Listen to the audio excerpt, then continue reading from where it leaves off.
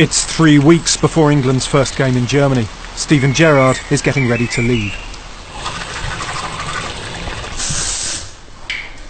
It's my bag all packed anyway. iPod, wallet, yeah, boots are in there. Big bag, isn't it? I'm going to have to take some stuff with us.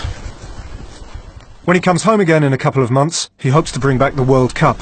Today, though, he has other concerns. I need socks. Can't find socks in this house. Alex, do you know where my socks are? I've got no socks. Go upstairs up there. It's a year to the day since he lifted the European Cup for Liverpool in Istanbul. Just waiting for the car to leave now. Are all the windows locked, Alex? A year which has seen him grow into one of the world's greatest players. A year he will never forget.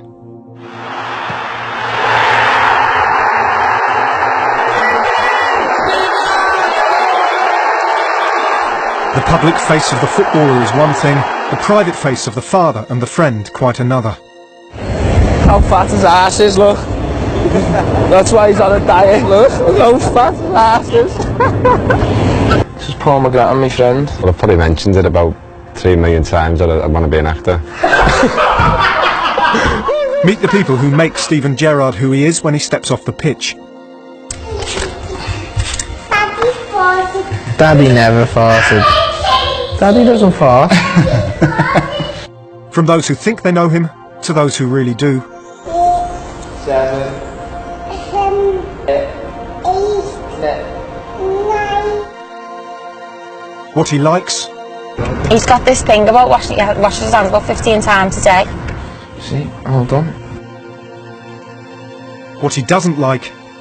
You get brought up to dislike Man United. And what he does when he thinks he can't be seen. Marshall, do you want to tell them what you do? I think, you should come in at some point and tell us your role. It's a whole global thing,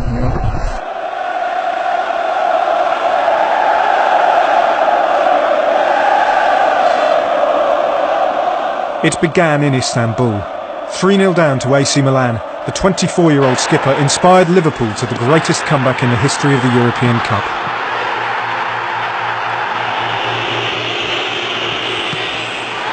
The instant jersey dudek kept out Andrei Shevchenko's shot. Gerrard went global.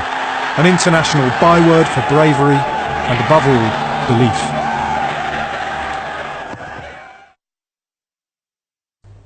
I got a company in I wanted the room done especially, and they came in and they gave me the idea of the mannequins because obviously it's the biggest night in my football career. I didn't realise how big it was until they'd won it, you know what I mean? How important the game was. I mean, because girls are different, aren't they, with football? They wanted this set up for both shirts, but they wanted them to spin. So we had electric things put in and they spin round. It's just showing off really, but it's always nice to come in here and go back to Istanbul on the night. I don't think the baby was well at the time, so I had to watch it on my own in the house. With the baby on my own, yeah. Switch them off, save on the lecky.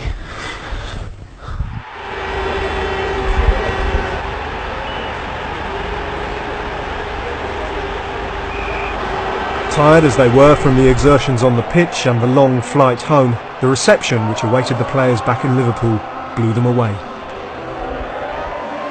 Once you get on the bus and you see the fans and stuff, it's just it was like having about 5 Pro Plus really. It was you just got this big buzz and this burst of energy just to join in and celebrate. It was just different gravy. It was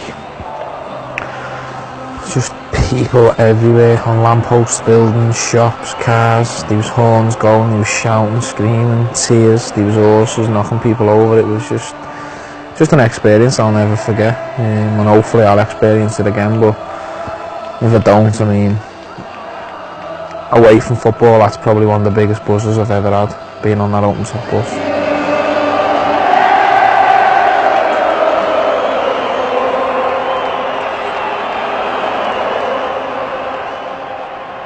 But it wasn't long before celebration turned to anxiety.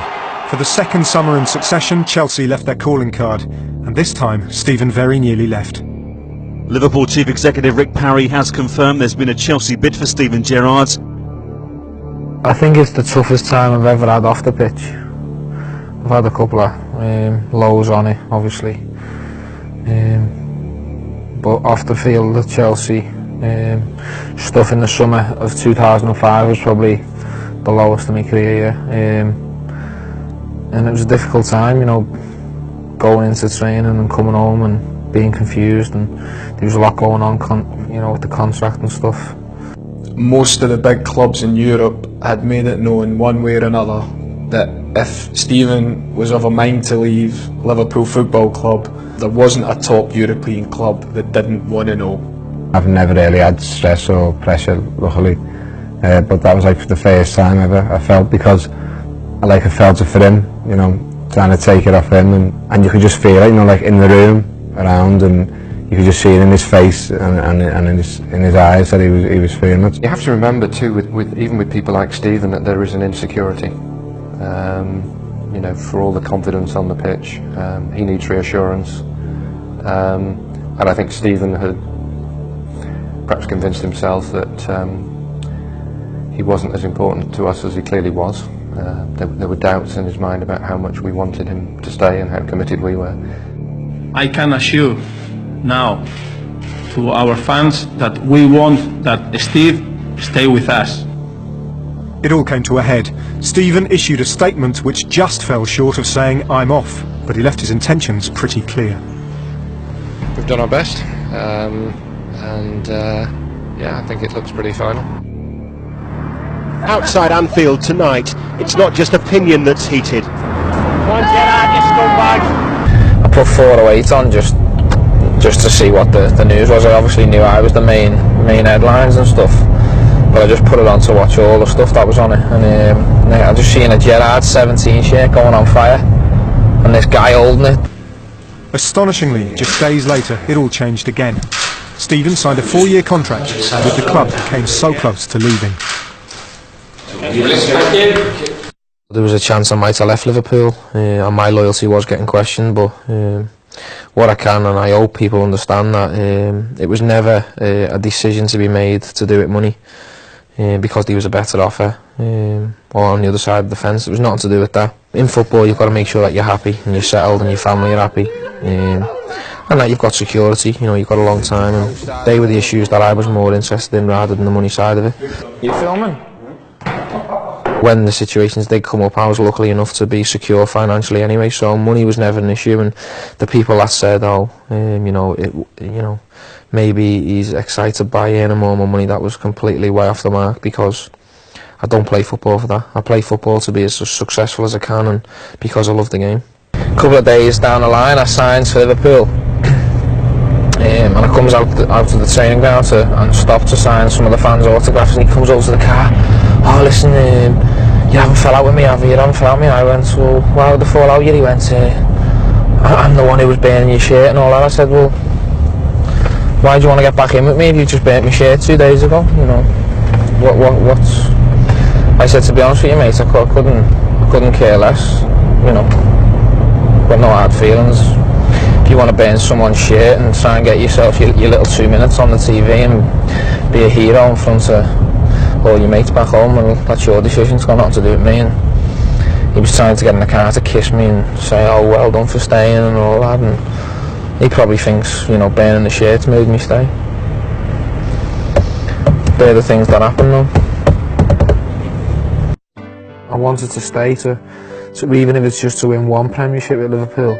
Everyone will want to see it. It'll mean so much more to myself and the people around me, so that was the main reason why I didn't want to go and, you know, try a different club. If I did go and did win 2 or 3 Premiership titles with a different club, coming back 32 years of age with medals from another club, you know, who have I got to show them to? Who'd be interested in seeing them?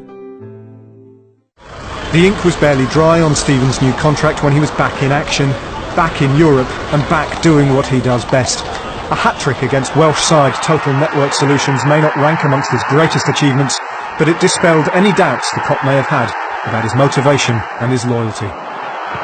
To score a hat-trick, I mean, to score a goal for Liverpool was rare for me, but to get a hat-trick was special. I don't know what I was having for breakfast over them couple of weeks, but I just seemed to be scoring quite a few goals, and you know, over the pre-season, it just started flowing. We knew the opposition as strong as ourselves, and the manager used them qualification games as friendlies really, and we used them to get fit. We came back a couple of weeks earlier than everybody else, and I think we went into the season feeling really good. Liverpool breezed through 3 rounds of Champions League qualifiers. Steven was a man on a mission. 7 goals already, and the season had barely begun. New contract, new season, new address.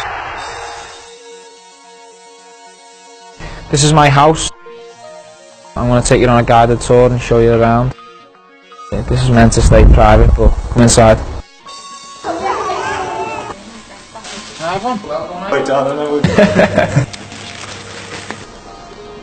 The house is a new built house, got front and back garden.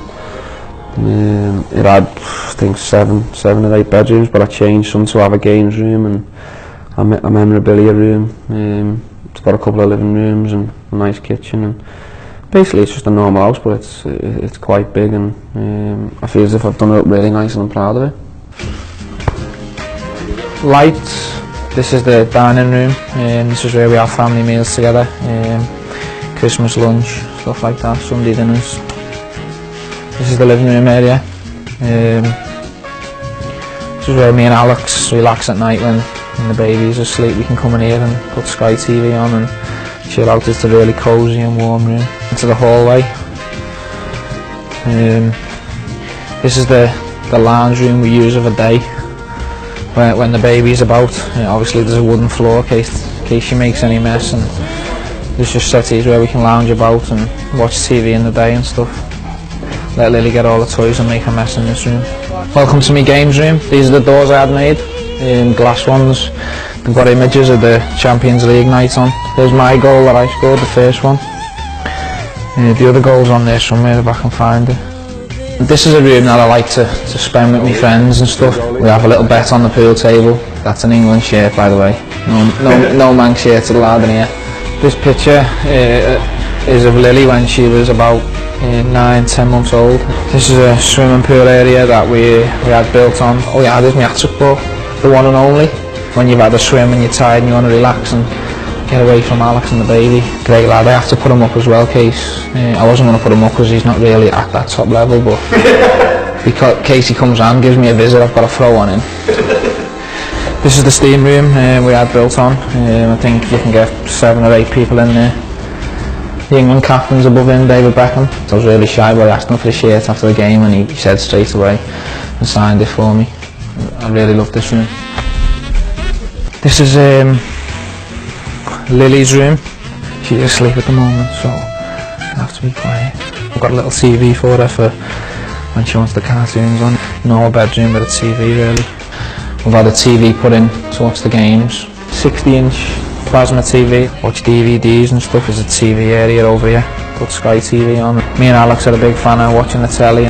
We had a TV put in as well so we can watch the games and hear if any of the boys are around. This is mine and Alex's room. There's the jacuzzi.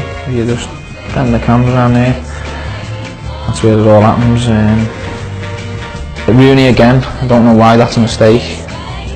Can't have him in here twice, he'll think I'm obsessed with him. Some storage space.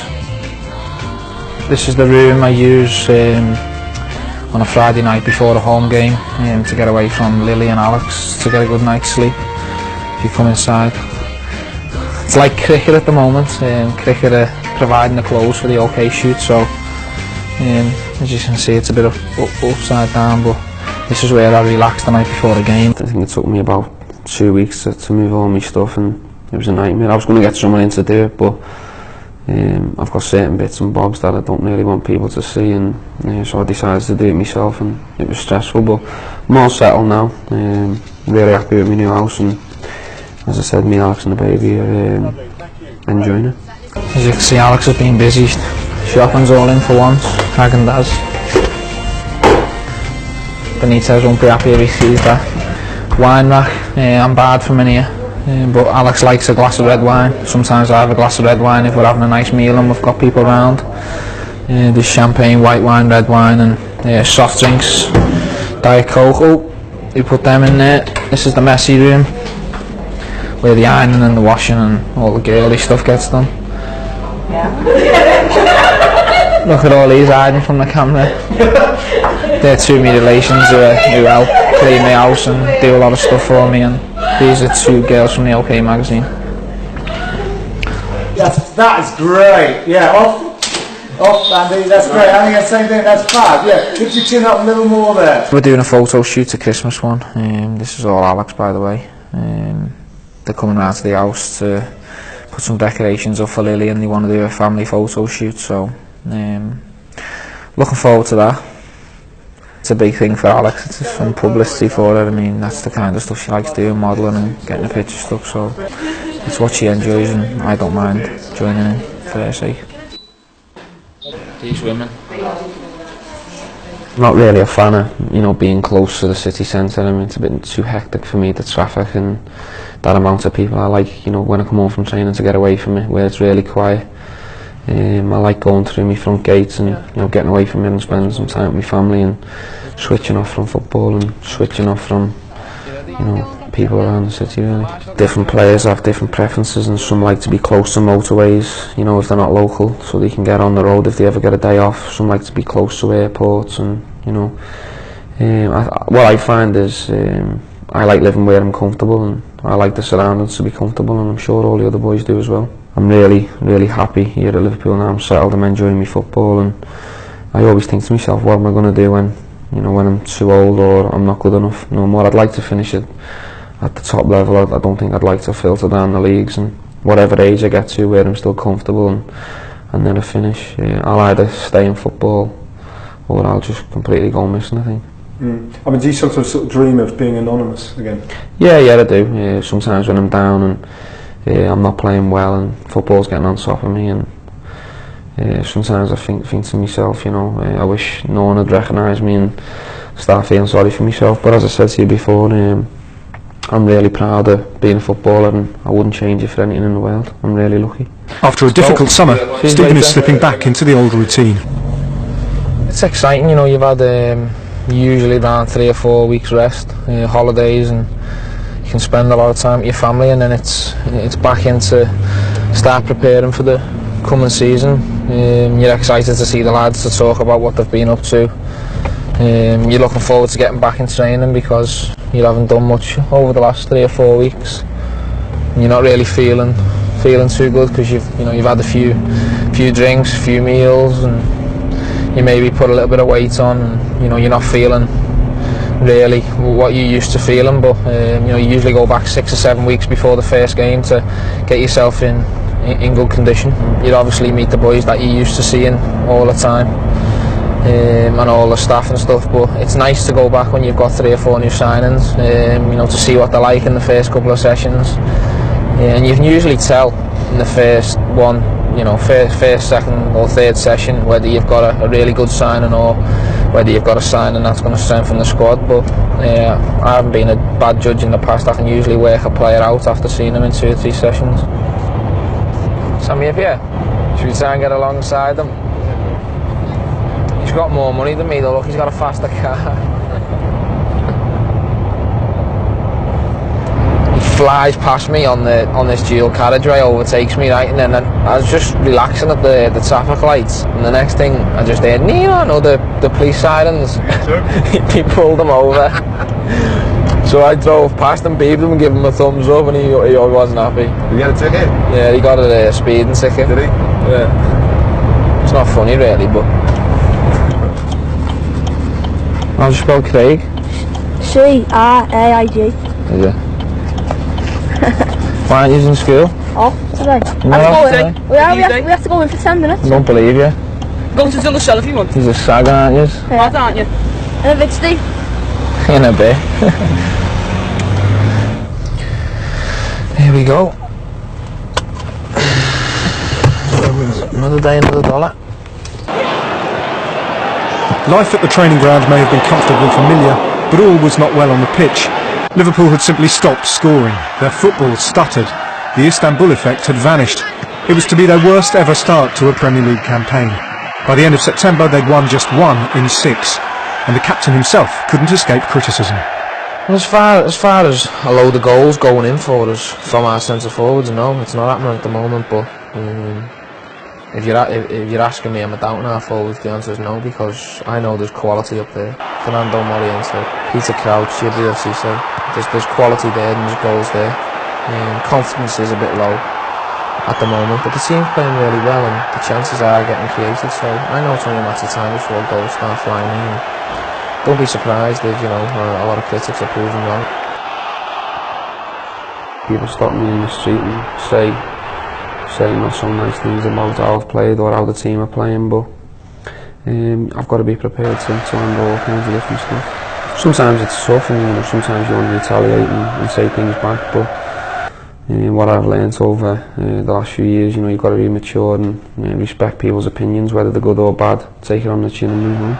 I may look thick-skinned, but, you know, certain things that do get said to me, whether it's about myself or the team, it hurts, and you know, I hurt just as much as the next person who's being insulted. But as I said to you, you've got to get on with it and you've got to respect what people have got to say. The manager, the fans, Stephen himself all expect a lot, and so too do the sponsors.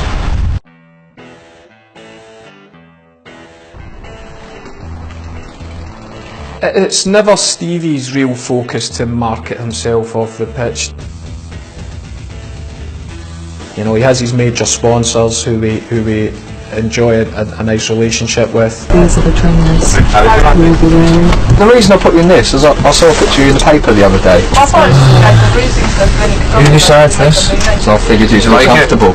Yeah. You put it on. I'm not doing that. What would you do? Basically walk up, just swing the bag in. And action. And strike.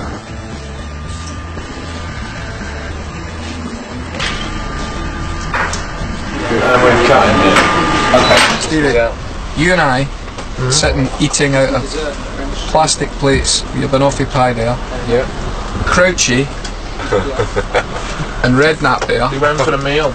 They go into the posh restaurant across the way there. What's wrong with eating out of plastic dishes anyway, like? Nothing's wrong, it's just when You forgot your roots, or? No, not at all. I was happy to do it. I just felt I wanted the boys to show a bit of solidarity with us instead of swanning off to the Pan American. This is perfect. Leathercouchestable.com. We just felt that we were getting in the way of it, didn't we? Yeah. It's a compliment to the chef, look. And there's real. Alright guys, sorry to interrupt. Is everyone alright in terms of food, drink? Yeah, perfect. Everything's fine. Did you do the banoffee pie? What's that, sorry? Did you make the banoffee pie? No, why is it bad? Oh, it's top drawer. No, serious, it was top drawer. Rolling camera. And Stephen. Marsha, do you want to tell them what you do? I think, you know, you should come in at some point and tell us your role. It's a whole global thing, you know. And what's done and what's not done. Are they... Whoa. I'm lost. Excellent. Let's check the game on that, please, Mark. This is Paul McGrattan, my friend. Sorry for not introducing him. So, he loves the camera, Paul. The camera loves you, doesn't it? Take it away. Not today. Why? Got a big splash on me nose. Show them, Which side? No. Come on, come close. Just show. He's actually got another one coming. Yeah. So I'm not ready up for this today, but has it been the steam room dirty last night? Having a bad day as well, bit of grey coming in here. He usually gets the boot polish on it, but don't get the boot polish on. Late 20s, you know, things like that start to happen in that late 20s. Something in our 20s.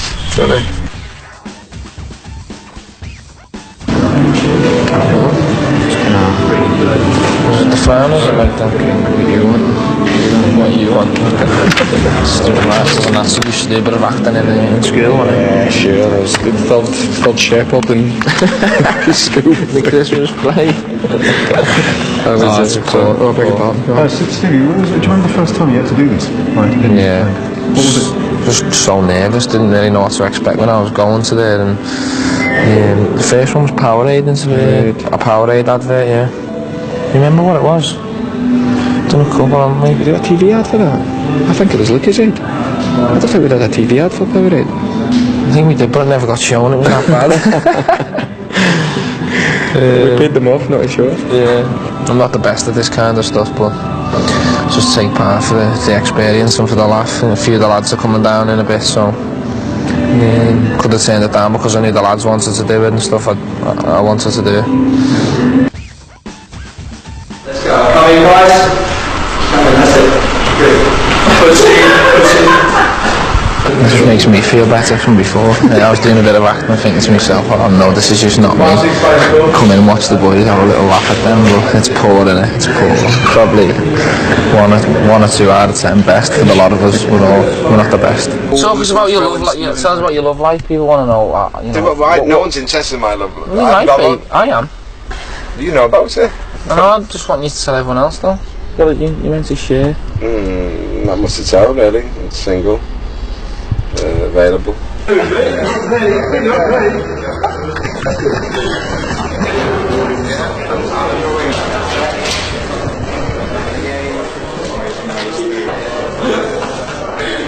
I know what's going to happen as soon as it comes to these things, you know, it's take after take and they have to get it perfect, which, you know, they're only doing the job, so it's pointless losing your ag with these people because they're only doing the job. But, you know, in the end, when you see the final product, the advert when it's done and that, it's nice to look back and say you've been in a couple of adverts and stuff, so although it's not really enjoyable doing it, when you see the final cut or whatever you want to call it, it's worthwhile.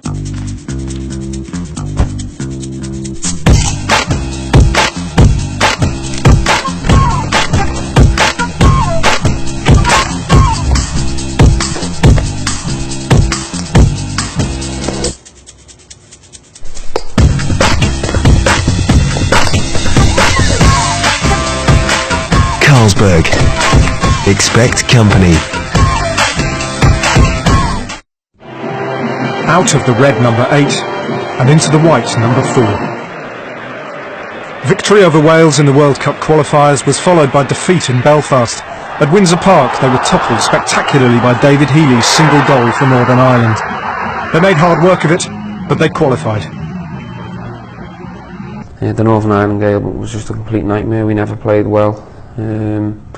We took a lot of criticism from it, and rightly so, because that wasn't the real England team. It was a different team that turned up that night, and it wasn't the one we want to be involved in. It's very disappointing when you lose for England because you know you have to wait a long time to put it right, because the games come around every couple of months. So it's difficult when you lose any football match, but you know, to lose for England, it does hurt really much. Yeah. And what went on in the dressing room afterwards? I think that all got blew out of proportion. I mean, we just lost a World Cup qualifier.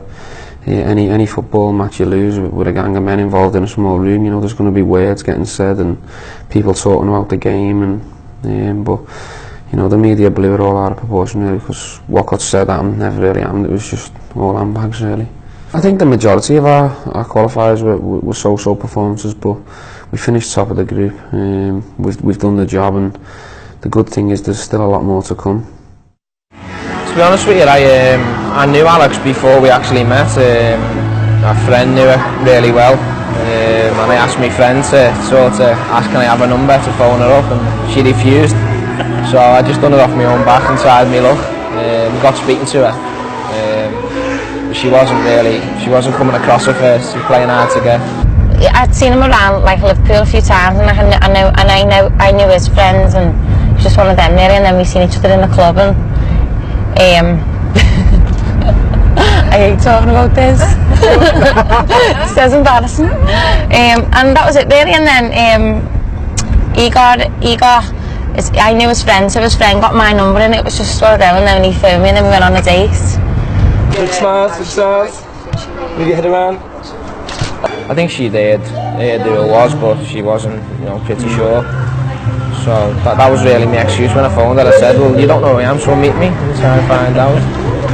To be honest, when I first met him, he was like not cheeky, but just like really like confident, you know what I mean? I didn't know, he was just like He didn't shut up. He come to me mum's when I was babysitting and he just told me he was coming and I'm like, I was going home now.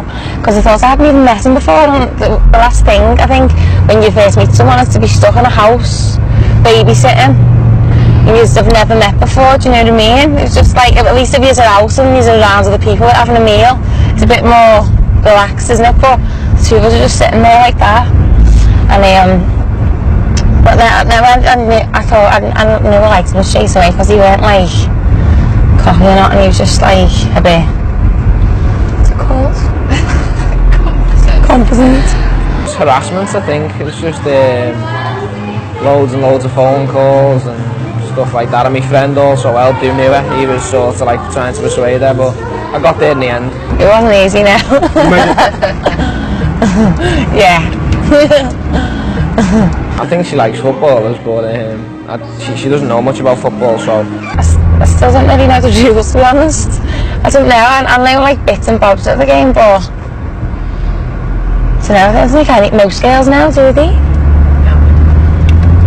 Come and say hello. Come and say hello, look. Oh, you're going shy, me girl. You've been in school today, haven't you? Alex has recently discovered that she's pregnant with her second child, but for now, Liliella has Stephen all to herself. She's 21 months now. She's going to be 2 in February, so she's getting big and cheeky and she's starting to talk a lot, and I'm really enjoying it at the moment, being a dad. Lily like loves him. All she says is his name, so, and he's dead like hands on and that. He always taking her out and doing things with her, so she loves it. Come on, you can count to 10. 5, 6, 7, 8, 9, 10. Yeah! Clap hands now because you've done it right. I do muck in around the house with changing nappies and dressing her, washing her, brushing her teeth, and you know, just getting involved in being a dad. I love it. When I'm on the telly, she shouts me and she goes to the telly, kisses the telly and stuff, but you know, she doesn't understand like what she's in for when she's a bit older. Yeah, we've got another one on the way and I needed a couple more bedrooms. I feel like I've been pregnant for years. Because I found out quite early as well. I found out when I was about 5 weeks, was it? It's going really well. Alex is feeling fine. We've had the first scan, the 3-month scan, and touch wood, everything's fine. People say to me, do you want a lad next? And to be honest with you, if I'm honest, I'd probably prefer another girl. The way Lily is with me, and she's a daddy's girl, and I'd like her to have another girl to play with, and then maybe if we try again, the third one to be a boy. I'm not bothered. I'm not bothered to have another girl. I'm be made up with like a boy or a girl, but I'd like a boy as well because I know that he will want a boy. I know he does want a boy, so he's told me that he wants a boy. He wants a boy because of his football and.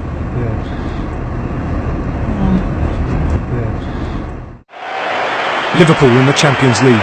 Calm, calculating, efficient. They stifle the life out of Chelsea and do just enough to put the rest away.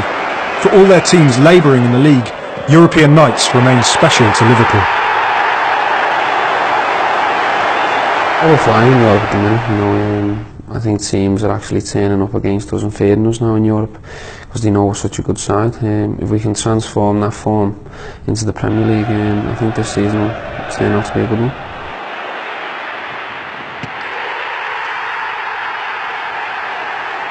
I think every club wants to be the best club in Europe, and they realise that the Champions League is the most important competition. If you win that, you know, you've got the bragging rights for the third year to say European champions.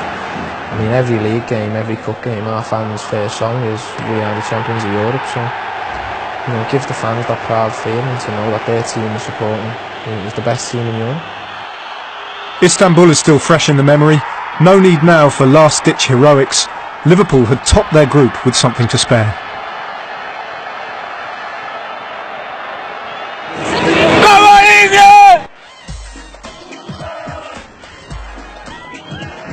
Oh, he's awesome. He's awesome. He takes control. I think he should be captain, really. I think Steven Gerrard is probably one of our most talented midfield players that we've got. I'm a Liverpool fan, mate, so what do you reckon? Star man,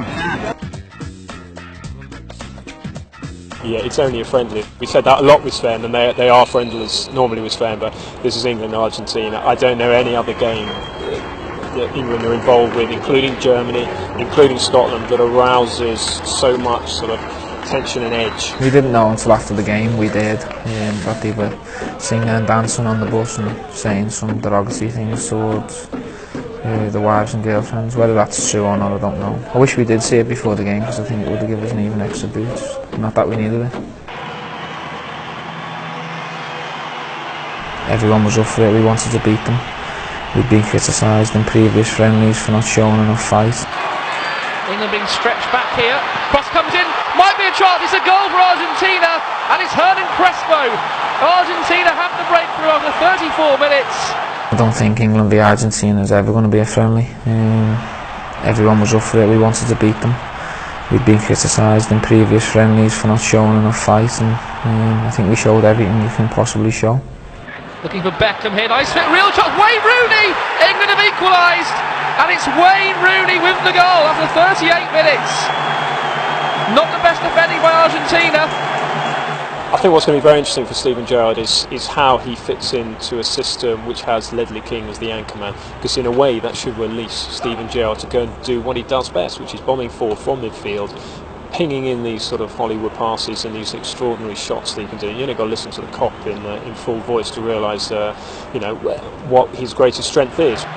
Steven Gerrard needs a decent ball in. It's not a bad one in. Free header, Michael Owen has equalised. We've played nearly 87 minutes. He's not had one of his better games today, but that's what Michael Owen's in the side for. Give him one chance and he'll score. The Argentina game was anything but friendly, but it was a performance which gave England belief. Cole, good trickery again. Overcomes the cross, headed chance, England are in front. Michael Owen.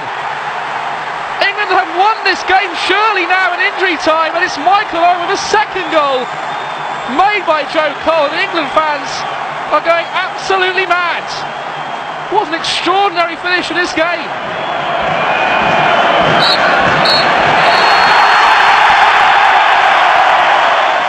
It was magnificent to play in. You know, these are the games you want to play in, exciting games. It would have been nice not to concede any goals, but you know, it was a tremendous game to play in, and I personally enjoyed it, and all the lads are buzzing in there.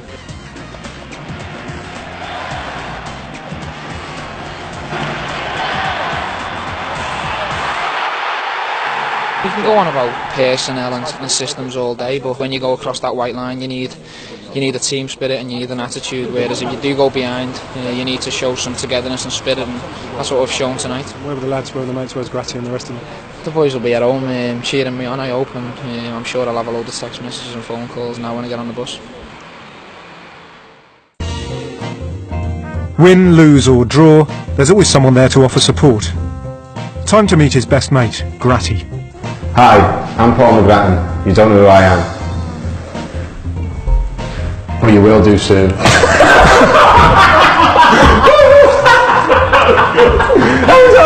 This is Paul McGrattan, my friend. I've probably mentioned it about 3 million times that I want to be an actor. He actually thinks he's been in films. He's convinced he's been in a few, and he's convinced he's going to be in more. Explain that. But you will do soon. How many films have you been in? In this country, no. Done a couple in soaps in Malaysia. Done a couple in Slovakia. He's a very good friend of mine, and he loves football himself. He loves supporting me, and you know, the relationship I've got with him is getting better and better and stronger. You know, I can tell him anything, I can trust him 100%, and he's just a friend that I've come really close with recently.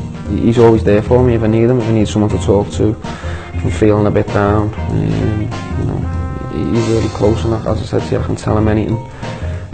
He'll do anything for me, and vice versa. Hi, I'm Paul McGrattan.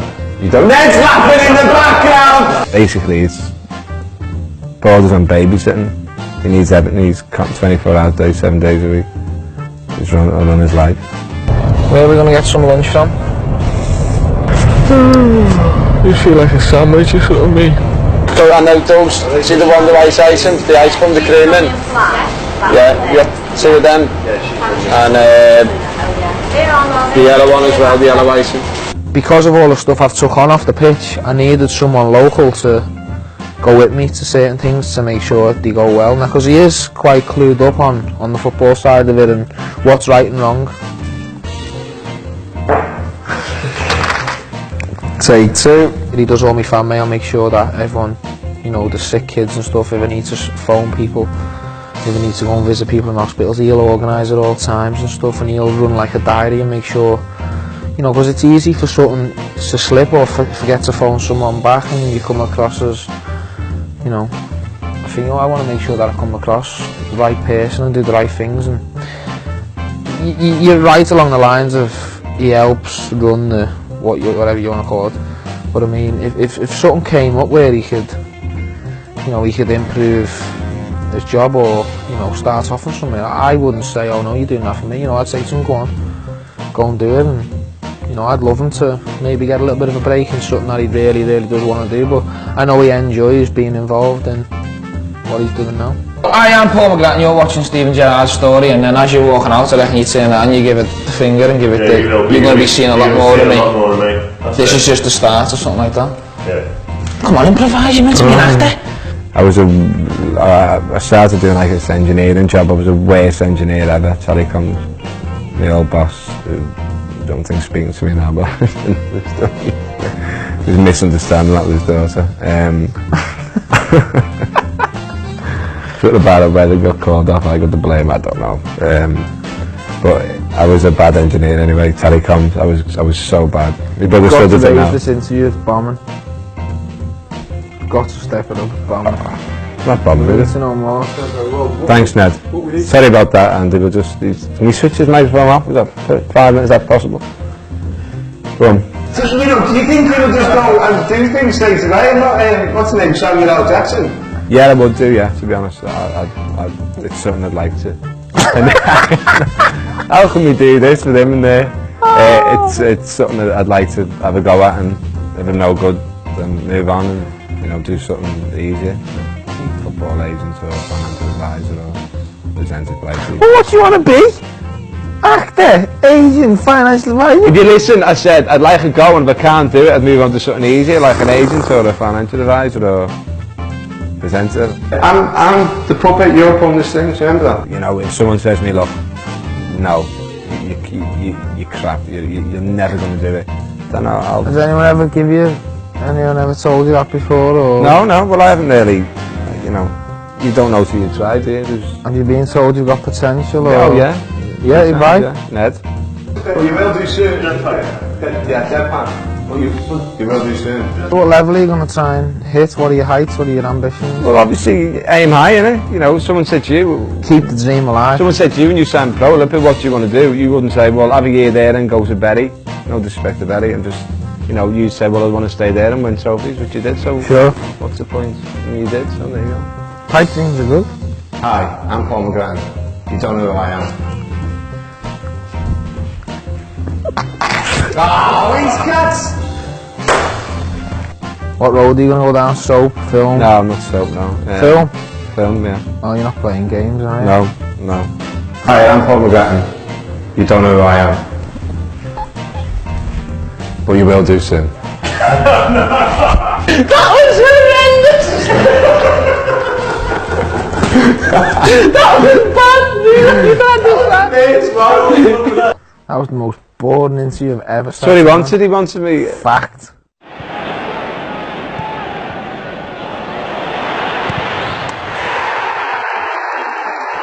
Sometimes these things are hard to explain, but for whatever reason, Liverpool's malaise on the domestic scene suddenly evaporated.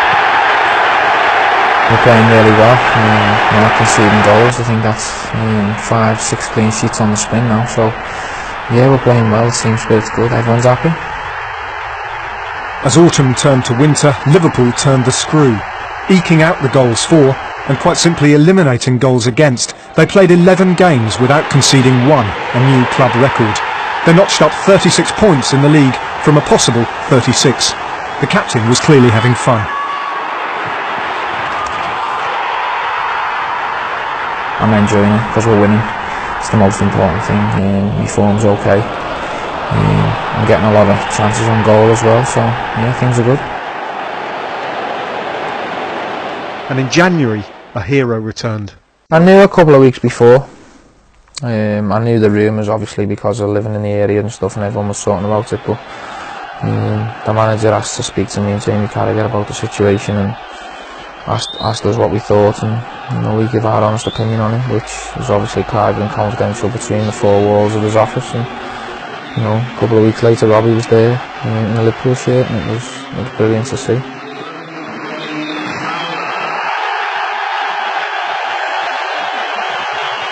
Robbie was my captain when he left. I was still a young lad. I just won the treble and just establishing myself, and Robbie was the captain. He was the top man about, and he still is now. I still look up to Robbie, and it's still great to have him about. He's a great character around the place, and he's a legend to me because I'm a Liverpool fan, but also playing alongside him is a great buzz. He's a legend. Alright mate, you look after them if I get in there. Take care mate. I will, Steve. See you later. Love you, Steve. Get in the warm. I'm going now. Love you, Steve. Ta-ra mate. Baz, yeah. He's a face you see every day around the training ground. He's been coming for years. Top man. He's not a bad looking lad, is he? Average the shout was last week. No, you're not ugly. You said I've got no colour to me hair. You got a funny, yeah. It's not brown. It's not fair. It's neither here nor there. But you're not bad. You're not ugly. The gays like him. The gays love him. He was gay. He was gay man 2005. He was. Proud of that. Who won it this year? I don't know. Do you win it again? We just don't know yet. I don't think I've had it for the full year. Haven't you? No, still enjoying the title.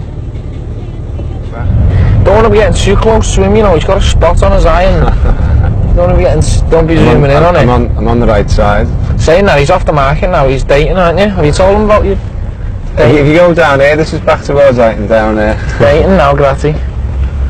Just fell off the map, Just early days. 2 dates and he's in love, and early days.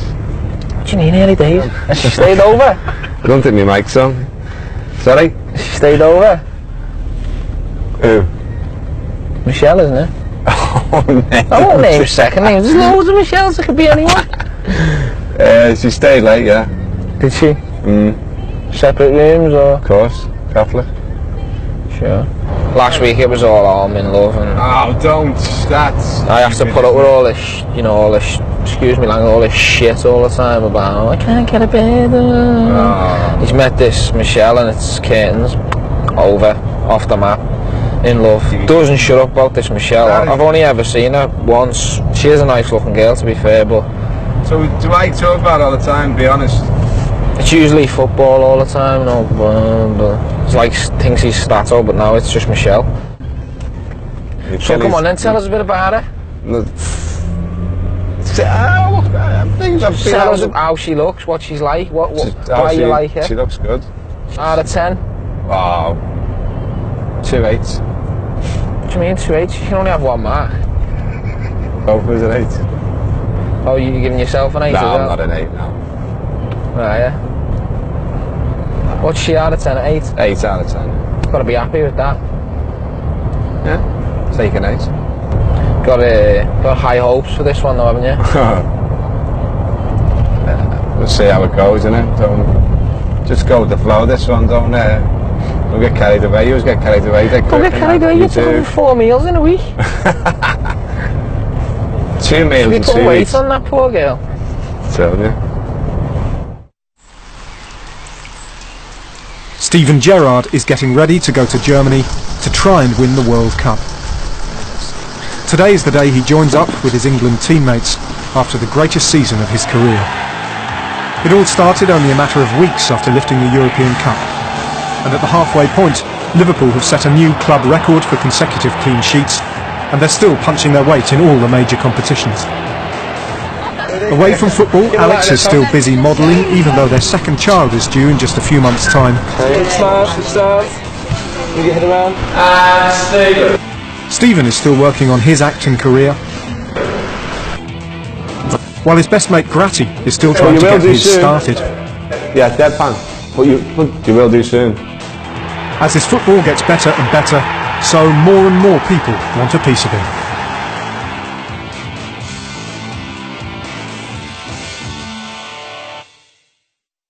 Another day, another film set. 10 sort of men of 2005 issue where we want to highlight the sort of main, most influential headliners and heroes of the year, and obviously Steven Gerrard, the Champions League win and the whole run through that tournament was probably one of the greatest sort of single performances by a footballer over the course of that season.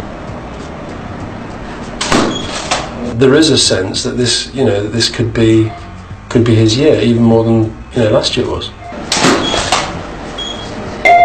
It's the fact, I think, that he's still at Liverpool. Nearly went, didn't, and I think there's that sense that he's kind of just stayed true to Liverpool and seeing it through. He has got a style of play that I think appeals to people who've sort of, you know, followed English football down the years. I mean, it's very full on, it's very aggressive. There's a passion and a commitment there. And he's kind of, you know, Ericsson himself has said that if you analyse all different parts of his game, he's kind of got it all. He's become a footballing hero beyond Liverpool, I think, which is the main thing. There's still a place there for the story, if you like, the narrative of somebody who's born locally, raised locally, comes from a working class background, makes it big. And there's still with him, because he's still only 25, the sense that he can make it an awful lot bigger. There's an honestness about the way he plays and the way he carries himself afterwards, after games and post-match interviews as well, and because I think it's quite easy for a lot of footballers these days to kind of start to believe what people say about them. It's difficult for local boys to not only make good but to stay on the right path, you know, particularly if you're from a city like Liverpool. But he's come on leaps and bounds, and I think that being made captain, and you can see that Gerard Houllier has had a big influence on his life in terms of the way he is as a player, because he now tries to be a decent human being first, and then of course the football follows, whereas before with footballers it's all about playing well and, you know, doing great things, whereas Stephen has matured immensely. He is the most important player that Liverpool have. He could be the most important player that England has. In my opinion, he's the most complete midfield player in Europe. If you look at attacking midfield players with Zidane and Ronaldinho, and if you look at defensive midfield players like Makelele, creative midfield players of the passing of Beckham, he can do it all. And for me, he is the most complete midfield player in the world. You know, I'm not saying nothing bad about the media. I don't really enjoy being in the front side of the newspapers. I'd much prefer to be in the back. So I try and behave off the pitch and stick in my own circles where I know I won't get into trouble, and, you know, I'll come across as a good professional. Looking forward to it? I am, actually. Should be alright. A lot of the kids involved, so it should be okay. You just never think he was a star, and he's just very normal, so he does not like any sort of attention at all. Yeah, we just likes to play his football, and that's it. And action. But he's quite a difficult person to get to know, really. You know, if you see him from the outside looking in, you wouldn't get, there's like 5 barriers before you get near him, and he's really tough to get to know. But when you know him, he's a special person.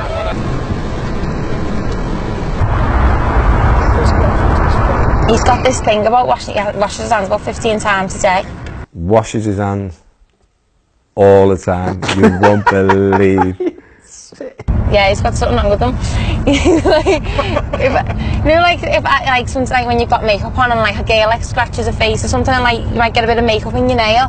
But like if he sees that in my nail, which I won't have even noticed, he'll like get my hands and go, "What's that in your nail? Go and wash your hands now." You won't believe. Do you know what? How long we've known him? I've only just picked up on it. He's lying, you know. It's not an obsession, really. If he picks up a piece of paper, an apple, a bottle, if he goes, obviously you go for the toilet, you do anyway. Whatever he does, I start following now. We might actually We might actually, I should have told you before, actually, we'll get one in somewhere and he'll sneak off. See, all done. He's like a bit of a woman like that, yeah. No, but I mean, you know, for like, he is quite, he'll go, what's that on there? You know, like there's like a little mark somewhere off the baby or, and sometimes I wouldn't even, he'll go, what's that? Why is that there? And he is quite like, obsessed, yeah. And we had to go to the chemist last week and get stuff because his hands were just falling off. They just flake. He won't take a throw one day and his skin will be everywhere because they're just flaking away. He goes to me, when I met you I thought you were spotless, you're a little tramp. He goes, you minty. He goes, what can he say, you never get your hair done. Like that, scrubbing away, and I said, calm down. Or so that's one of his traits. Got nice hands. I've got nice hands. Yeah. I'm sure there's more. Fucking hate done a whole tape there, you boring man. Early in 2006, the Champions League got serious. The knockout stages. Liverpool were handed a kind draw. They fully expected to stroll past Benfica. The first leg in Portugal tore apart their optimism.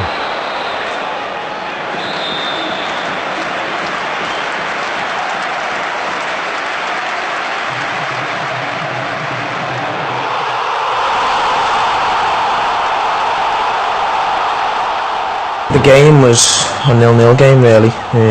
They weren't causing us many problems, and we watched a load of videos on their set pieces and their strengths and weaknesses, so it was a bit disappointing to concede a goal off a nothing set piece really. So much at stake. I mean, these fans want to experience Istanbul again, so I'm sure they're going to bring the roof down, and as a player, I mean, these are the games you want to play in, and you know, you can't wait for it. You do fear, you know, coming off that pitch at the end of it, on the wrong end of a result, and you're out of the European Cup. So yeah, there's elements of fear, but once you're in the tunnel, you try and think positively beforehand. You think of all the things you've done to prepare the training, what the manager's told you, and you have to just make sure that your game's right, and you have to play for the team. This is to progress into the last 8 of the Champions League, the best 8 teams in Europe. The floodlights glared, the Kop expected, but the more Liverpool pushed, the less they looked like scoring.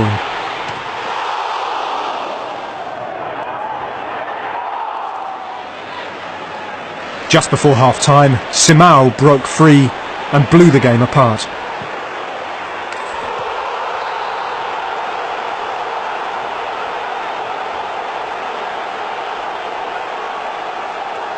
In the end, Benfica rubbed their noses in it. The European dream was over.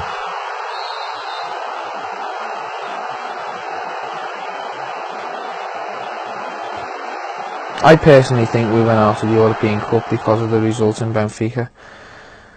Because I just think we could have approached the second game a lot more positive, and we could have been a lot more cautious and careful if we were 0-0 from the first leg. When you're 1-0 down and you go into a game knowing you've got to score 2 goals, you take more risks, and I think that's why Benfica scored a goal at Anfield, because we were pushing to try and get that first goal. And when you're 2-0 down, you've got to score 3 goals against a side like Benfica. They don't give much away anyway. You know, they kept a clean sheet against United. They done well at Old Trafford. You start to worry, and you know you're not gonna do it as the time's going closer to 90 minutes. I went for a few drinks after the Benfica game, just because I knew I'd been up late, so I had a few drinks to help me sleep and drown my sorrows really. Just went with the boys for a couple of pints, just try and get that game out the system as quick as possible. It's either that or drive yourself mad in the house. 48 hours later, Liverpool Airport. Steven is flying to Paris, where he has to hand back the European Cup. On our way over to Paris to hand the Champions League trophy back. Obviously we keep last year's because it was the 5th time. But we're going to hand the new one back over. But I'd much prefer to be in the draw to try and win it again this season. But unfortunately we got knocked out, so it helps me get over it actually. You know, after the game you need to be around your friends and family, you talk about the game and stuff, but you know, it's people like that help you get over defeat. Might be a few cheeky women about. How fat his ass is, look. That's why he's on a diet, look. How fat his ass is.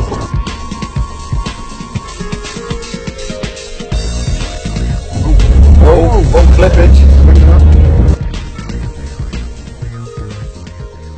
Some place, this, isn't it?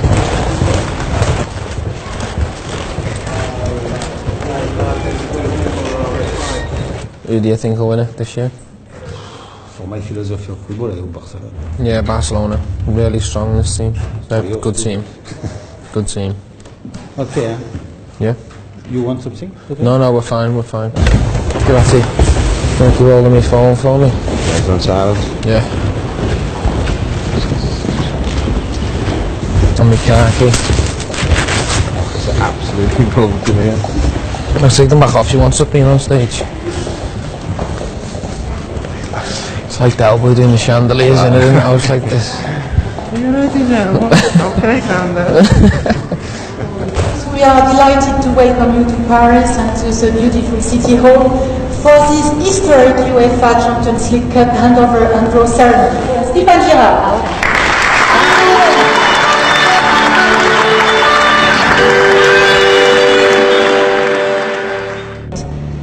Took the cup back for good to Anfield. It's a great feeling, isn't it? Yeah, it's a special feeling to win the cup 5 times and to have one your own. But hopefully next year we'll do a bit better than this year. We are sure you will. I just kept looking at her, and I thought she's not right. She was like wobbling and slurring her speech, and her eyes were gone. And I decided to get the guy's attention to say, "Oh, she's not. She's gone. She's finished."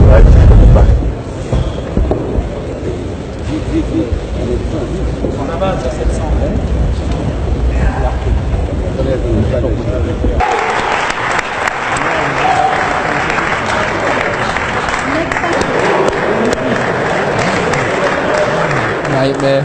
Voilà, vous le revenez là? Voilà. Still can't get over that. Fighting. I was dying to laugh, I was looking at you two were both laughing and I was thinking I can't look at them. You see me then, George was going, oh, that was the best thing ever seen. She got 8.5 in the second one. He's very good standing up.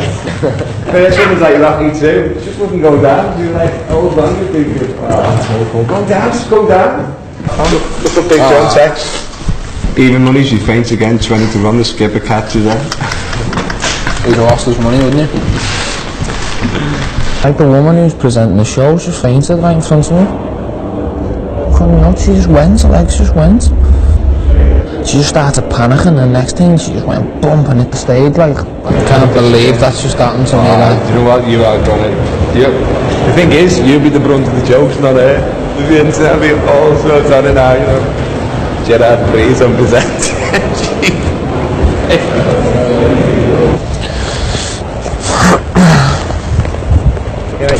Feel like I've been to see the FA for like a ban or something, you know what I mean? This is what it's like, when you just got a 3-game ban. Still haven't recovered from that. Still out the fan. Lovely, innit? The love to have took the Reds to the final there. Back in the Premier League and Manchester United, one of the most important games of the season. The 2 most successful clubs in the history of English football, more than just a matter of local pride.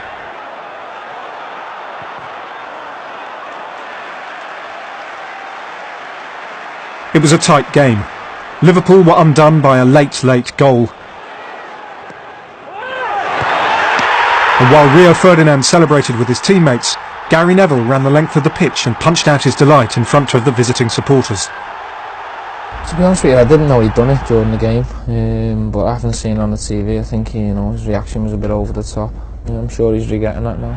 The hollowness which follows defeat, especially to opponents who arouse so much ill feeling, is something which Stephen has always struggled with. The boys come to the dressing room, they're disappointed and they're shouting, they're kicking things, throwing the boots off, but it's just the way you react, and some people react different than others. But yeah, I've gone a little bit over the top sometimes and through a few things, yeah.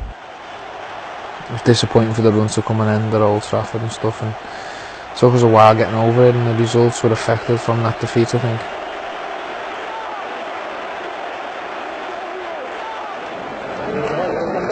Yeah, I just come out normally as I do to line up and obviously wait for the referees to give us the nod to go out. And usually, you know, you shake hands with the captain or if there's any other English players, and then, you know, you usually shake hands with the mascots normally. But I was switched off at the time, and the Chelsea mascots really hadn't.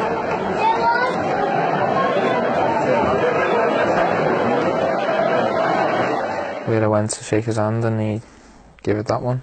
But I think it was definitely something to do with John Terry or Lovejoy. I'd obviously had a word in this little kid's ear beforehand, and you know, told them to have me because they knew I would have shook hands with him. I'm really cautious now though from now on.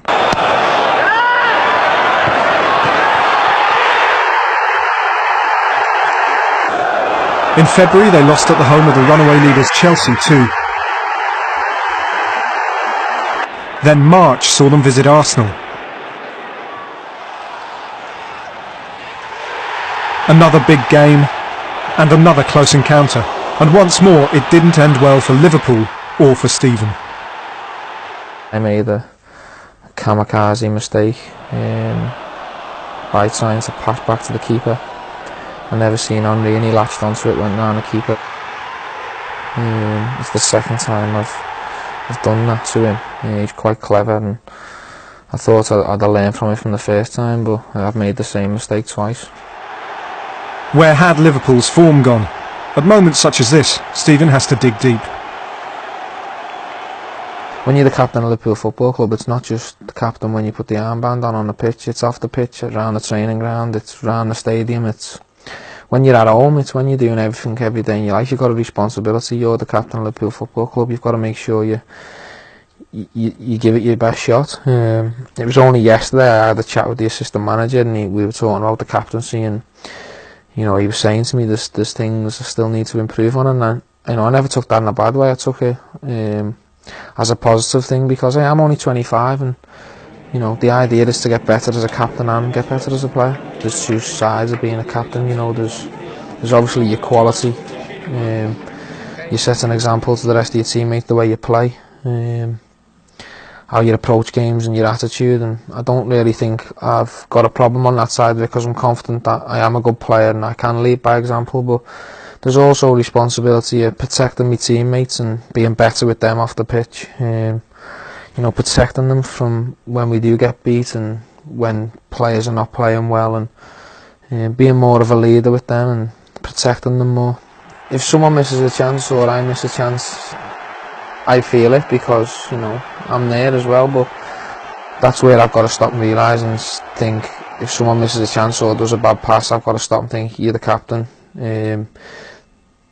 Don't go against them and make them feel worse, make them feel better by trying to encourage them.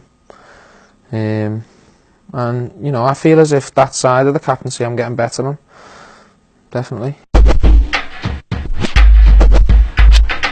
This year we've taken on one or two other deals of the hundreds we've been offered, and I don't think it's got too much, but I think it's probably about as much as Stevie's prepared to accept.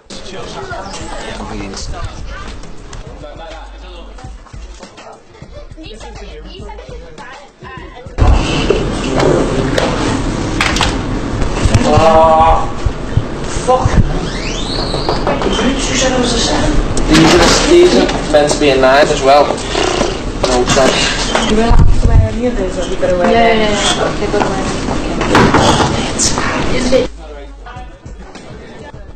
As I said to you, when results are not going well on the pitch and you've got to do stuff that you don't want to do and stuff, you can get on top of you, but you know, we're very lucky people. We get paid really well for doing what we love, and we can't complain. We've got to get on with it. We've got to be role models for these young kids that are coming through and make sure we behave properly on and off the pitch. Yes, Gerard! Okay, roll sound. Okay, get it going, boys and girls. Yes! Ready and action!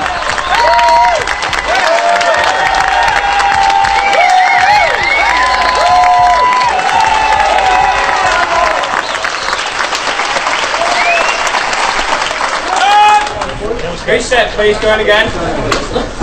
13, take 2. 50 frames. Get it going, boys and girls.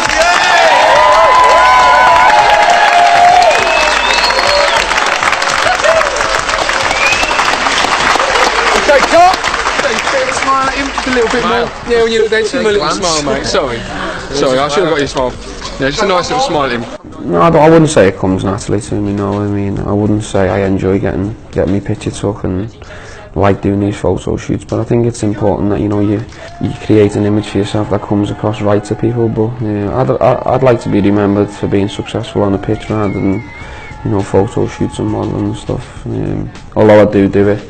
Yeah, I do prefer just to be playing football. Commercial requirements and maybe extra club commitments. Maybe all in all, it's got right close to the limit this year.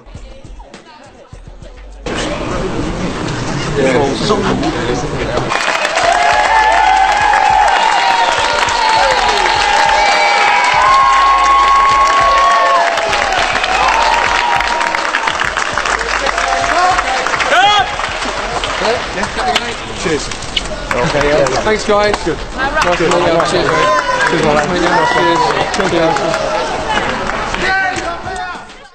Was he nice? Not really, or a bit mardy. I think when he's tired, for whatever reason, if that's training or games or travelling, yeah, he's got a presence or an aura that can be quite intimidating to people as well, which will add to if he's reasonably short with you, he has a certain way that maybe makes it worse than it actually is, You start on top, please. Gerard, sorry. Sorry, last one. Oh, thanks a lot. Thank you. See you later.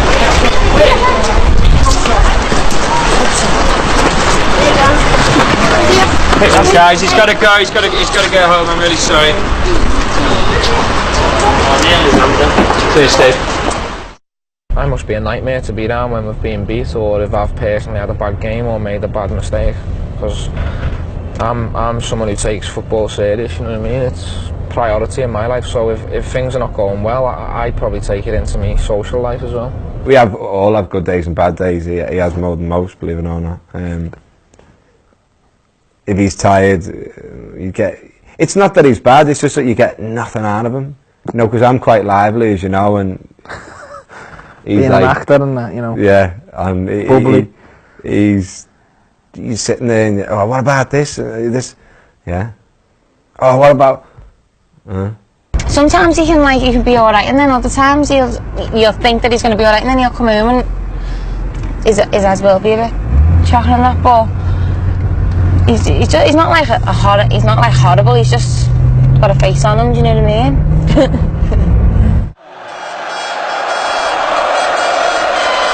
A few weeks later, Anfield is packed. It's Manchester United again. This time they meet in the last 16 of the FA Cup. For Stephen and for every Liverpool fan, this is a huge game. You get brought up to dislike Man United around here, and their biggest game of the season is Liverpool and ours is Manchester United. With the Premier League already sewn up by Chelsea, the FA Cup has suddenly assumed a huge importance. There's a pressure at Liverpool to deliver trophies every season. I sometimes listen to Gary Neville's interviews about Manchester United, and he says, one trophy every season's the minimum acceptable target, and it's the same at Liverpool. In the spotlight, Peter Crouch. Hammered all season by the press, he becomes the unlikely hero. I think we thoroughly deserved our win. I think we controlled the game from start to finish, and the person who has come under so much criticism has put us into the last eight, Peter Crouch. Into the quarter-finals then. Liverpool have suddenly remembered how to score goals. Birmingham could only watch on in horror as the dam burst. The 7 that they scored didn't tell the whole story. It could have been more. They had blasted their way into the semi-finals. The fans could celebrate another cup run, knowing there was still plenty to look forward to. Been getting a bit of criticism lately. The forwards saying they're not scoring. and I think we've scored 15 in the last 3 games. 15 in a week it was. So yeah, confidence aside, the boys are all happy, and we've got the derby at the weekend, so there's no better way to go into it really. Although Everton are flying at the minute, so it's going to be an exciting match, and it's one that we dare not lose. Just planning a night out for Saturday. The girls are in there. Hopefully a nice little derby win, and then go for a bite to eat with the boys and a few beers and way forward, innit? Sounds good to me. That's if Joe's missus lets him out. Yeah. She's bit under the thumb a bit. 70-30 at the moment. 70-30 against at the moment. But on the Wednesday. He's working on it. Yeah. That cost me a few quid. It's worth it.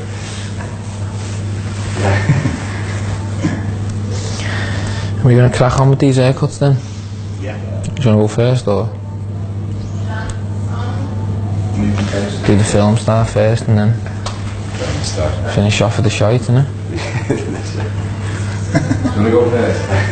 Am I on this DVD? Have I got credits on it? It was initially. Yeah. Because I was just wondering if if I'm on it, because I'm getting a bit worried. I don't know. Oh, you got us wrong side there today. Oh, the mud's out. Can we just close up on them? Excuse me, yeah. Yeah. De Niro, come here. Just have a look at these in the light. Put these lights. Everyone gets spots. Have you seen Britney Spears recently? Everyone gets spots. Look, this is our future film star, look. I'll just cut this. I've got edible control. I'll just cut this. See, we have good days, we have bad days. It makes fun of. Here we go. What are you going to be when you're older, Lil? Are you going to be a dancer? Or are you going to be a model like Daddy?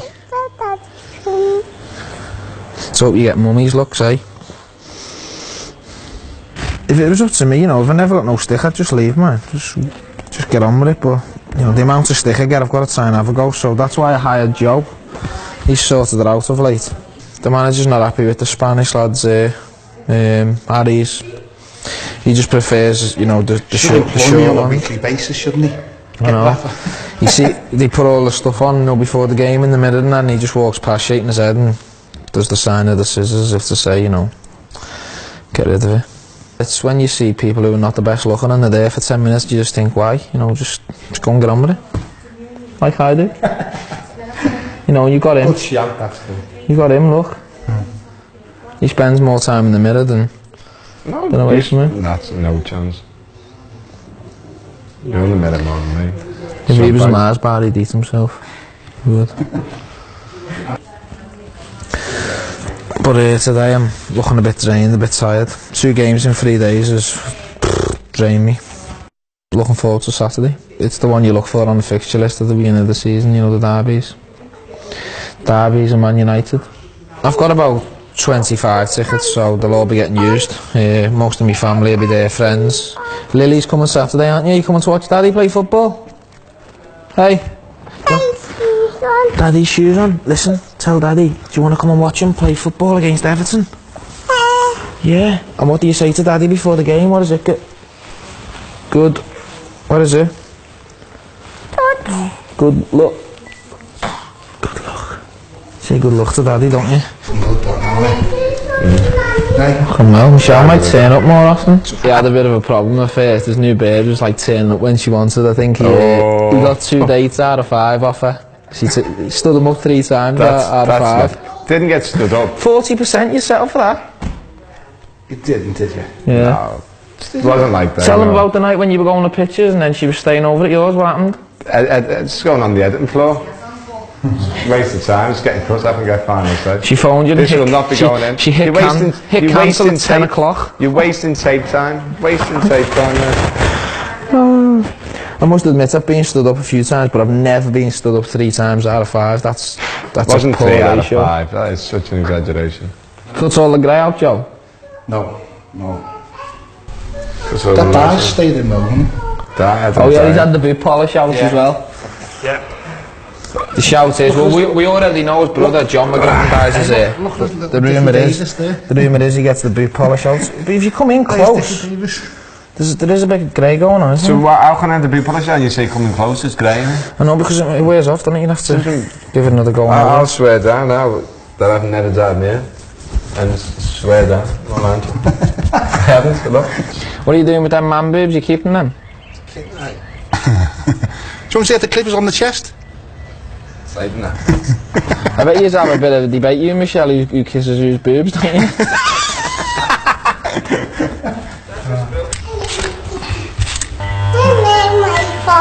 You farted?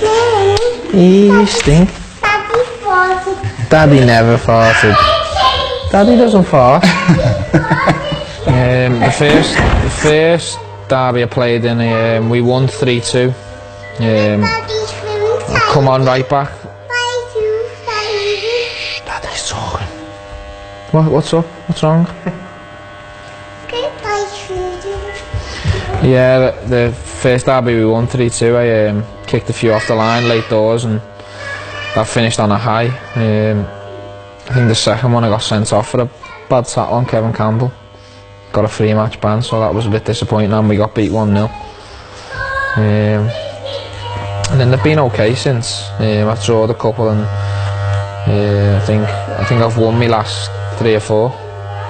So there's been more good derbies than bad ones. Okay. Are you all done? Yeah. See the difference? Little haircut. It's a big day in Liverpool. There's a few Blues in my family here, but they won't be getting older none of these. They won't be sitting in the Liverpool end. You support Everton? Don't you? His dad's a Blue Nose. And he supports Everton. He's half blue and half red, aren't he? And he's got a Chelsea kit with Frank Lampard on. It's a good confidence boost, isn't it, when your own cousins have got Lampard's name on the backs. You'd have to make your mind up soon if you support Liverpool or Everton, because you're not allowed to come and stay here if you support Everton. You're only allowed to stay if you support Liverpool. The Blues and the Reds, the derby, an age-old ritual which year on year loses none of its power. Yeah. The demand for them derby tickets is ridiculous. No, like the week before or a couple of days before. Absolutely ridiculous. New haircut, old Gerard. A rush of blood to the head in the opening minutes of the match. The captain sent off in the Merseyside derby. A flashback to the ill discipline he thought he'd left behind him. I think I just had a mad minute in the game, really. I'd obviously built myself up for it as a normal derby like you usually do. Something just seems to happen to me in every derby I play in. The 10 teammates left on the pitch pulled the match back Liverpool's way. The right result then, but a lesson for the young captain to digest. When the boys come in, I obviously apologise for leaving them, in that situation. But I'd like to think that there's been times when the team's been in trouble and I've helped get the team out of it. So of course I let them down, but it's gone now. It's all behind me, and I've got a weekend off to rest this weekend for next weekend.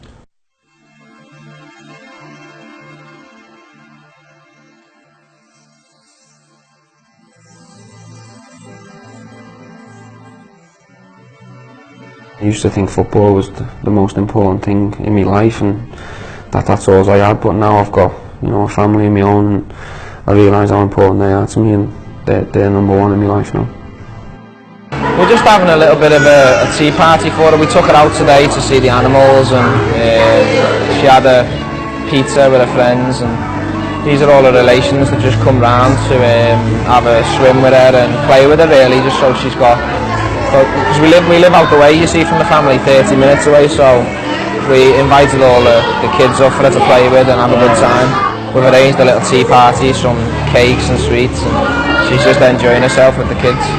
On your marks, get set, go!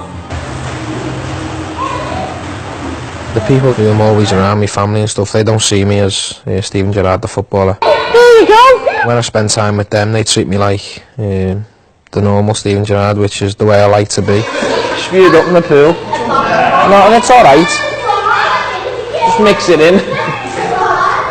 They don't let me stay on that pedestal, you know, they bring me back down to earth and they make sure I'm still myself, and I'd like to think that they like spending time with me.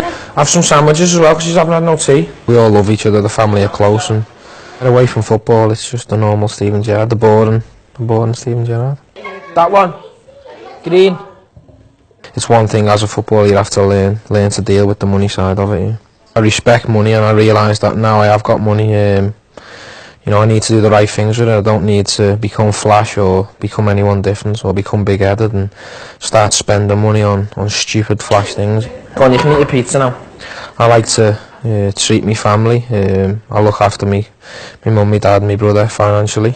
Go on, you can tuck in now to all the sweets and drinks. I've come across and played against and been in the company of footballers who are playing the game for the money. It's as simple as that, and don't respect the game. They just want money and the flash, and they buy the wrong things and they come across totally wrong, and they're the kind of people you learn off, and you look at them and you think, you know, I don't want to come across like that. I want to play football for the right reasons, and I want to spend my money right and spend the money on the right things and make sure that I treat money with respect. Happy birthday to you.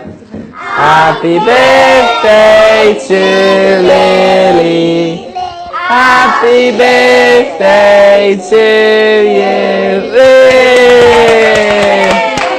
I was at Liverpool Football Club when I was 8 years of age. If I didn't play for Liverpool Football Club, I'd still play Sunday League football with my mates. I love football that much. It's just that I've worked so hard and you know, to get where I am today, and I've dreamed of being where I am today, and fortunately enough for me, the job pays really well. But I don't think about money all the time. You know, the way I look at it is if I keep playing well and I keep trying to be the best I can be, money will look after itself. Blow the candles out.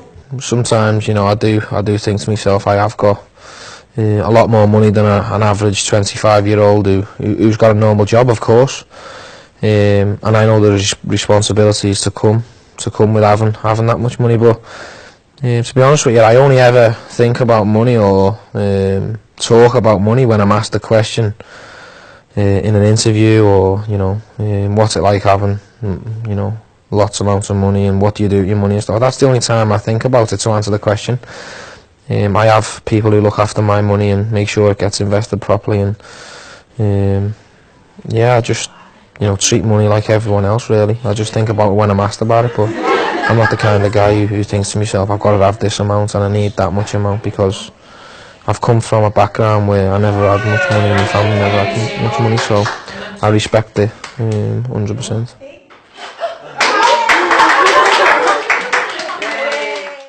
April, the FA Cup semi-final. Chelsea. I was crying at home probably, because I didn't want to play Chelsea in the semis. What thoughts must have been running through Stephen's mind? Once again it was Chelsea who stood in the way of his ambitions. Perhaps it was fate.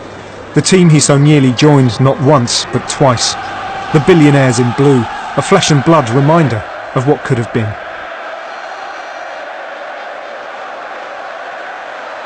The more you play each other, the more, you know, fierce it becomes, and the more rivalry, because there's so much at stake. Buoyed by belief, Liverpool set about the task, as if their season depended on it. It did.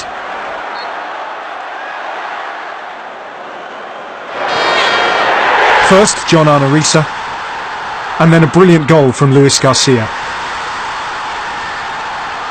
Chelsea pulled one back, but victory was once again all dressed up in red.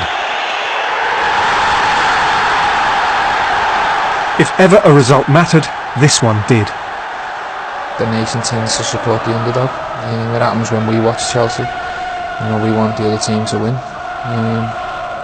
I don't think it's through hatred. I think it's just because, you know, it's nice to see that Chelsea are not going to dominate every competition and win every game. It's nice to see them get beaten now and again and get knocked out of a tournament. The very next day, Stephen is in London, just a couple of miles, in fact, from Stamford Bridge. We just started this year. Before the weekend, you know, before the semi-final, I was thinking to myself, this weekend's either going to be one of the best weekends of my life or one of the worst. You know, we were to beat Chelsea and then I was to be named PFA Player of the Year. It was the best weekend of my life. Are them cheeky little numbers? They're Alex's, aren't they? Why don't you just put buttons on them? To win this award above the likes of Thierry Henry, John Terry, I can go on for ages naming top class players, but you know, to get the nod above players like that, I mean, you know, it's a special award to win. What's his chances of winning? How many nominated? 6. Come on, let's just straighten the shades up. My mum's watching this. Easy things at the bit of the back. Cheers. All the best.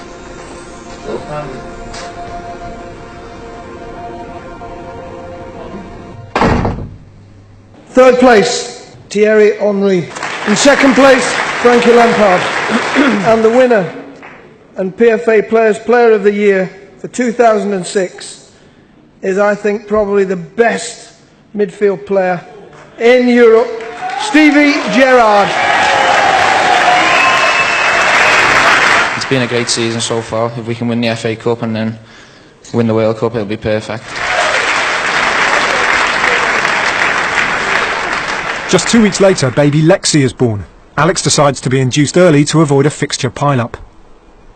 A great experience. Obviously I've experienced it before with Lily, but the second time was just as special.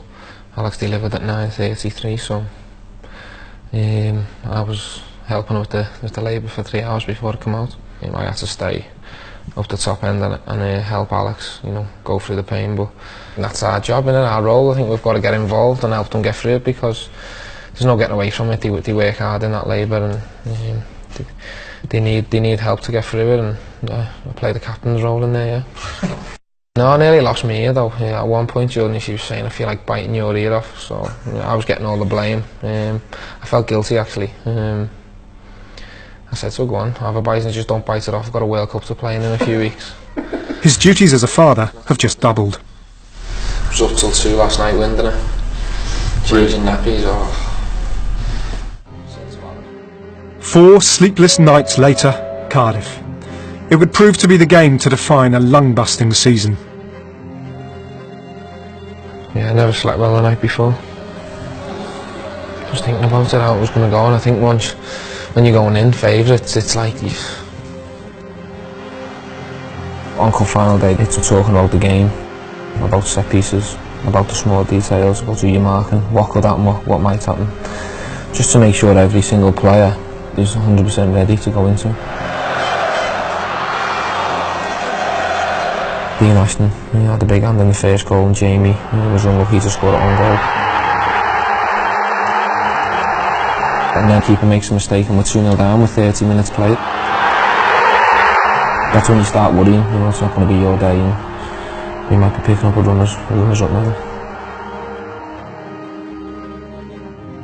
I played a free kick to Peter Crouch, and it was onside. We've looked back at the tapes and it's onside. And, you know, they're the decisions you need to go for to make the game a little bit easier, and it wouldn't have went to extra time if that goal stood.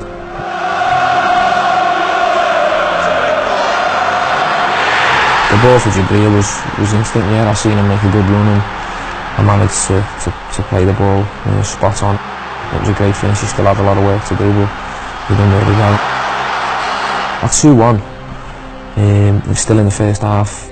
That's when you get a bit of belief. Similar to Istanbul when I get my header. If you get one back, you know the other team's going to have a negative reaction, and there's a chance you get back into the game. Being 2-1 down at Cardiff to a good side like West Ham, we needed the Istanbul experience and the players to remember that night, to believe that we could still win the game. It was a hit and hope ball into the box by Xavi, and there was 3 or 4 players that went up for it at the same time, and Peter just managed to stretch his neck and get a nod down, and I knew as soon as he set the ball, I knew I could score, because the set was perfect to hit on the volley, and I just smashed it into the roof of the net. I was actually the closest to Paul and tried to stop the cross, and if he would have crossed the ball, I would have stopped it, but because he has missed the cross and it's gone in the top corner, it's one of them goals where you think West Ham's name's on the cup, it's not going to be our day.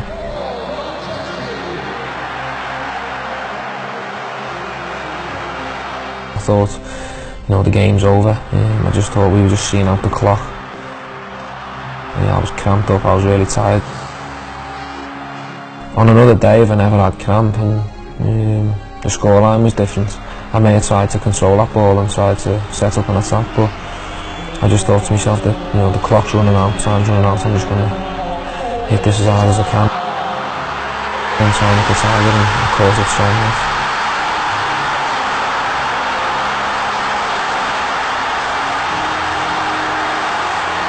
You could see the West Ham boys sort of, you know, it knocked the stuff out of them, and I think they lost belief. You've got 90 minutes in that heat on such a big pitch, and the game was up and down. It was an attacking game. By the time we got towards the end of the 90 minutes, I was cramping up, and once we went into extra time, I was really struggling with it. Neither side had much energy to go and get a winner, so. And I was quite happy with that, you know, being the captain. I thought to myself, if this goes to penalties, you know, we've got to be favourites. I know it's a lottery, but I knew how good Pepe Reina was with penalties. I've seen him in training, you know, I've seen tapes of him save penalties in Spain, and I knew he was a better penalty stopper than Shaka Hislop. The stadium's still full, it's rocking. I lost the toss and the penalties were at the West Ham end. So I'm walking up to the penalty and I'm getting booed, and the West Ham fans are trying their best to put me off. But it was just all focus and concentration. I knew where I was going walking up to the penalty. I'd practiced a few in training a couple of days leading up to it. I made sure the ball was on the floor properly, and my run up was right, and I knew exactly what I was going to do, so I was going to get the laces into the right. Stephen had done his bit. The rest was inevitable. The margin of victory wafer thin, but a million miles.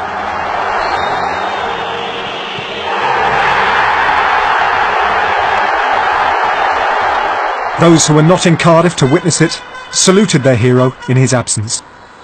Steve Gerard! Ich bin gar nichts! Steve Gerard!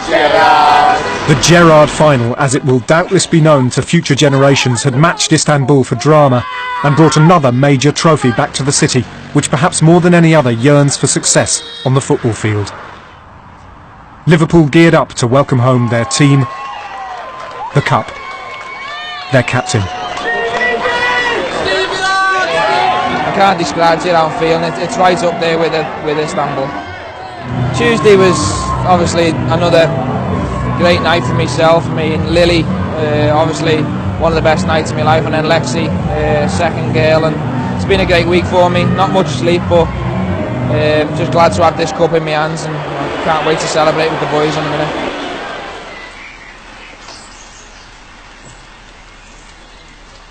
Unbelievable, really.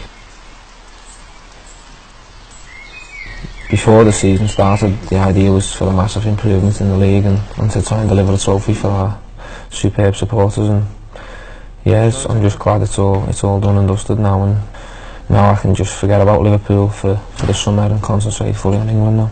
Don't show that bacon butty on there. Dietitian won't be happy. It's my last bacon butty for the next month. Grazie on the phone now. But it is difficult. I miss everyone. I'm a homeboy. I like being at home. The FA car's gone to my old address.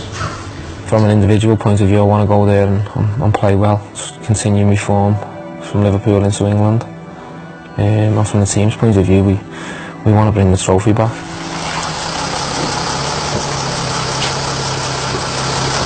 Sorry about this, to send me to the old address. We've got a great chance with the players we've got, the belief in the squad.